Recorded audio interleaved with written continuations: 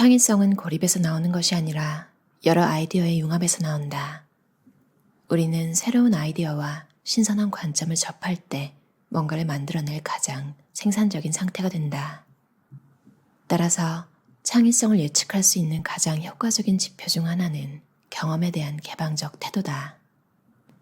호기심을 품은 채 새로운 것을 적극적으로 찾고 앨리스처럼 토끼굴로 기꺼이 들어가는 사람이 외부 세상과 담을 쌓고 혼자 있는 사람보다 훨씬 큰 창의성을 발휘할 수 있다.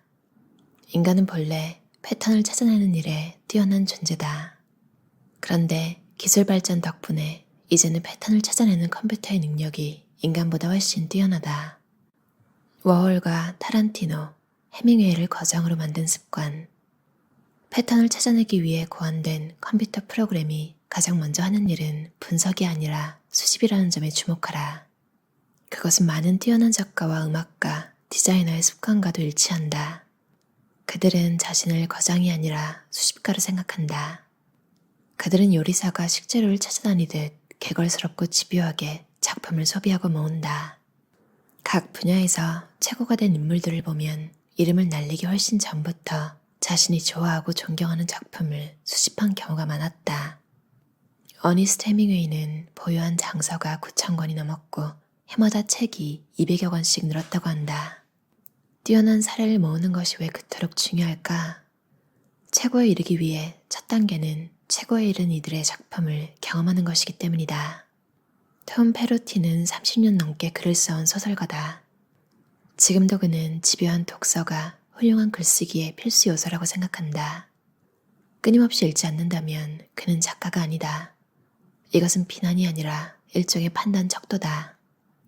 사례를 끊임없이 접하고 경험하면 당장은 눈에 보이지 않아도 실력이 쌓인다.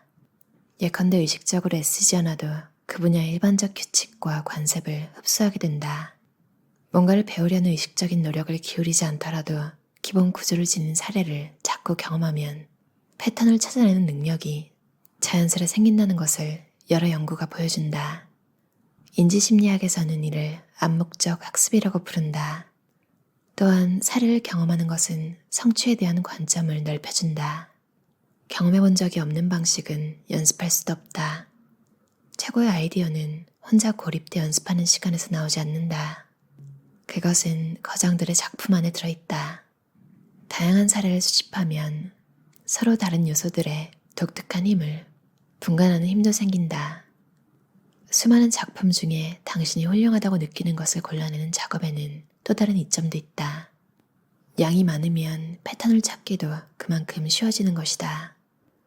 연구하고 분석할 뛰어난 사례가 많을수록 공통된 특성을 찾아내기도 더 쉬워진다. 당신이 닮고 싶은 강연가가 있다면 그의 강연을 녹음한 후 글로 옮겨보라. 치밀하게 연구하고 싶은 TV 프로그램이나 영화가 있다면 대본을 구하라. 뮤지션이라면 노래를 악보로 옮겨보라. 당신이 활용할 수 있는 형식이 많을수록 대상의 핵심 특성을 찾아낼 확률이 높다. 패턴이란 거리를 두고 바라볼 때 눈에 들어온다. 패턴을 찾으려면 추상화 작업이 필요하다. 대상을 수치화하는 것도 효과적이다. 당신이 만든 노래를 빌보드 톱10에 진입시키고 싶다면 4분의 4박자, 밝은 가사로 된 경쾌한 노래를 만들되 악기 종류를 너무 많이 넣지 말라. 흥행 영화를 만들고 싶다면 다양한 유형의 인물을 등장시키고 저속한 요소는 거의 또는 전혀 넣지 말고 확실한 인과응보 구조를 만들어라. 원하는 대상의 패턴을 찾아내고 싶다면 숫자에 대해 열린 태도와 분석하려는 의지만 있으면 된다. 삼성과 애플의 웹사이트를 역설계하다. 애플 웹사이트는 정보가 훨씬 적다. 애플은 이성이 아니라 감성에 호소하기 때문이다. 비즈니스 세계에서 모든 순간은 단 한 번뿐이다. 앞으로 누군가 컴퓨터 운영체제를 만든다고 해서 제2의 빌 게이츠가 될 순 없다. 이들을 그대로 모방하려는 사람은 이들에게 뭔가 배울 줄 모르는 것이다. 피터 틸. 남이 성공을 거둔 공식을 단순히 복제만 하는 것은 결국 실패하는 전략이다. 우리에게 필요한 것은 우리 자신의 독특한 능력과 관심사, 상황을 반영해 활용할 수 있는 공식이다. 어떻게 창의적이어야 할까? 우리는 일터에서 안전하고 확실하다고 느껴지는 아이디어를 훨씬 더 선호한다. 우리가 실제로 좋아하는 것은 익숙함이다. 과도한 창의성이 역효과를 낳을 수 있는 것은 예술 분야뿐만이 아니다. 비즈니스 세계에도 단순히 시대를 앞서간 탓에 외면당했다가 나중에야 큰 성공을 거둔 아이디어가 수두룩하다. 꼭 아이디어 자체만이 아니라 그것을 받아들이는 소비자들의 수용력도 중요하다. 최적의 새로움 찾기. 여러 요소를 결합하는 것은 당신만의 변주법을 찾는 한 가지 길이다. 혼자 일하는 직업이라도 타인의 영향력을 효과적으로 이용할 수 있다. 당신이 가장 많은 시간을 함께 보내는 5명이 현재의 당신 모습을 결정한다. 우리는 시간을 어떻게 보낼지, 주변에 어떤 사람을 둘지 웬만큼 스스로 결정할 수 있다.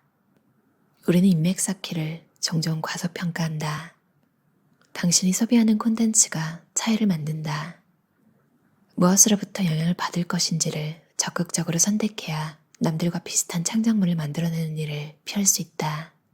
소비하는 콘텐츠의 양을 줄여야 하는 이유는 또 있다. 그래야 당신이 소비하는 콘텐츠에 더 집중할 수 있다. 우리의 지적 활동은 제로섬 게임이다. 주의력이 분산될수록 각각의 외부 자극이 우리에게 주는 영향력은 더 약해진다. 가치 없는 정보를 추려내야 정말로 중요한 정보에 집중할 수 있다. 그래야 쉴 새 없이 밀려드는 그저 그런 콘텐츠의 물살에 가치 있는 고전들이 밀려나지 않는다. 그리고 일시적 유행에 대한 저항력도 생긴다. 창의력은 무엇에 주의력을 쏟느냐에 크게 좌우된다. 그런데 당신이 일시적 트렌드에 주의력을 쏟고 거기에 휩쓸린다면 당신이 만들어내는 결과물은 수명이 짧을 것이다. 이런 이유들 때문에 성공한 많은 창작자가 자신에게 영향을 줄 수 있는 특정한 요소를 일부러 외면하거나 밀어낸다. 때로는 적게 섭취하는 것이 더 뛰어난 결과물을 만들어내는 기름을 아는 것이다. 자신이 보는 콘텐츠가 자신의 창의성을 좌우한다. 관심을 쏟을 작품을 더 까다롭게 선택하라. 당신의 프로젝트에 유용한지 활용할 만한 요소가 있는지 날카롭게 살피라는 뜻이다. 그리고 때로는 최신 작품 대신 고전에 주목하거나 자신이 과거에 접했던 뛰어난 작품을 다시 들춰 더 세심하게 검토하는 것도 효과적이다.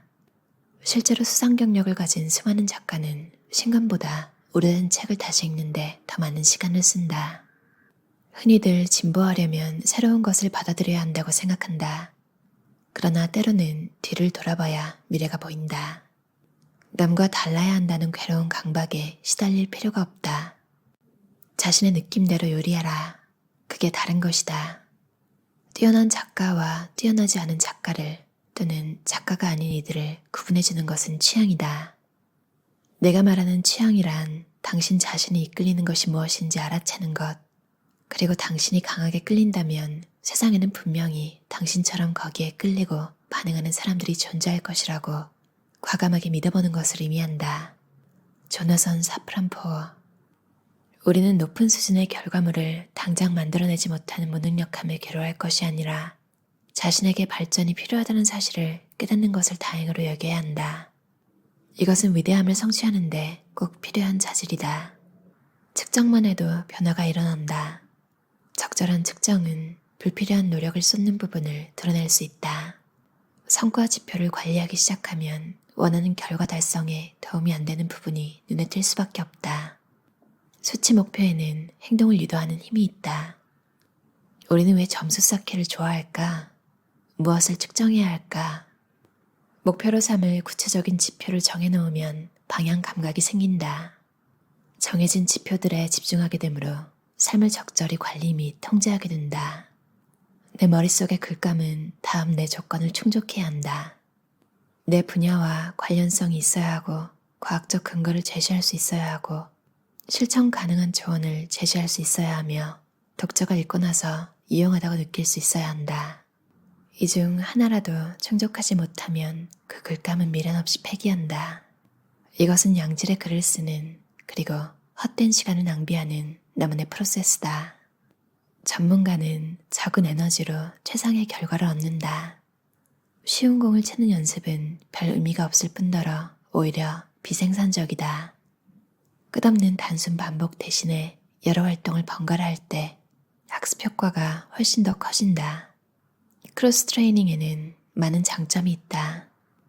그들에게 발전을 위해 끊임없이 정진하는 과정 자체가 곧 삶이다. 당신이 방 안에서 가장 똑똑한 사람이라면 잘못된 방에 있는 것이다. 똑똑하다는 인상을 주는 것은 사람의 마음을 열려고 할 때 가장 피해야 할 일이다. 전문가의 설명을 이해하기 쉽게 바꾸는 방법 하나는 예시를 요청하는 것이다. 비유를 요청한다. 당신이 피드백을 구하는 대상은 엄선된 그룹이어야 한다. 보통은 힘들이지 않고 쉽게 만날 수 있는 사람을 택하는 경우가 많다. 그러나 그것은 실수다. 당신이 만드는 작업물의 타깃 청중을 대표할 수 있는 이들에게서 얻는 피드백이라야 의미가 있다.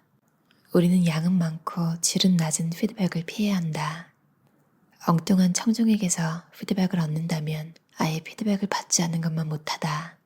끊임없는 피드백은 집중력을 깨뜨린다. 부정적 피드백을 받았다고 해서 당신에게 재능이 없는 것이 아니다. 적당히 성공하는 것이 목표라면 긍정적 피드백으로 충분하다. 그러나 최고가 되고 싶다면 주변의 기대치를 뛰어넘고 자신의 분야에 흔적을 남기는 사람이 되고 싶다면 부정적 피드백은 그저 감내해야 하는 무엇이 아니다. 그것은 당신이 제대로 된 길을 걷고 있음을 말해주는 신호다.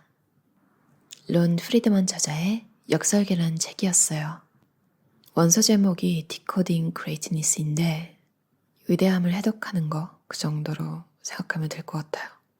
읽으면서 약간 창의력을 끌어내는 데 도움이 되는 책들 있잖아요. 뭔가 창작하는 데 도움이 되는 그런 책 같은 느낌도 나고 자기계발서에서 많이 봤던 내용들도 보여서 아, 이게 맞구나 이런 생각이 한 번 더 들게 하기도 하고 정말로 내가 보는 걸 좀 조심해야겠다 이런 생각도 들었어요. 아무거나 막 보면 그것들이 자꾸 내가 되는구나.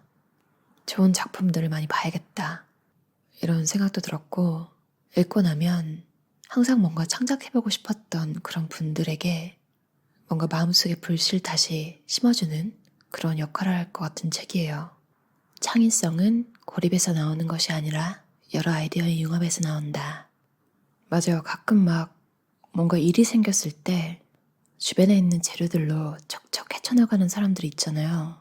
이런 분들은 또 주변에 혹은 부모님이 그런 모습을 많이 보여준 경우가 많더라고요.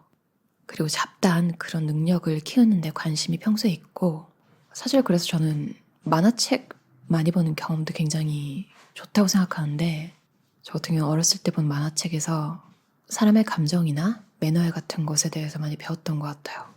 그리고 공감 능력도 키워지는 거라고 하잖아요. 언제 공감 능력을 느낄까? 언제 이 사람이 날 이해하는구나 느낄까?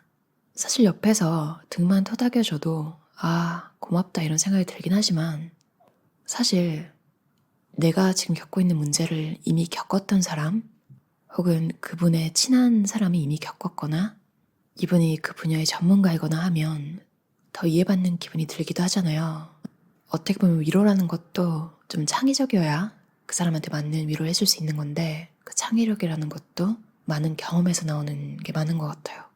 보면 대인관계 이런 거 잘하시는 분들 보면 그분들 부모님이 잘하시거나 혹은 대가족 원래부터 사람들이랑 많이 부대끼면서 사신 분들 그래서 자연스럽게 사람과 사람 사이에 갈등이 일어날 수 있다는 걸 인지하고 또 옆에서 누가 갈등이 있을 때 해결하는 모습을 보기도 하고 그런 내공들이 자연스럽게 쌓이는 것 같기도 하더라고요.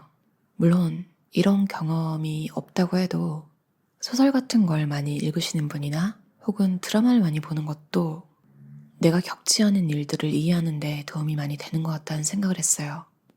좋은 것들을 많이 보고 내 주변에 내가 아끼는 사람들을 많이 공감해주고 싶다.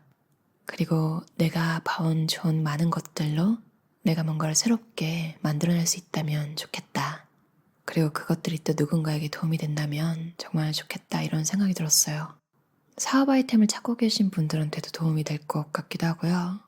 뭔가를 만들고 싶은데 막연히 뭔진 잘 모르겠는 그런 상태에 있으신 분도 읽으면 많은 도움이 되실 것 같아요.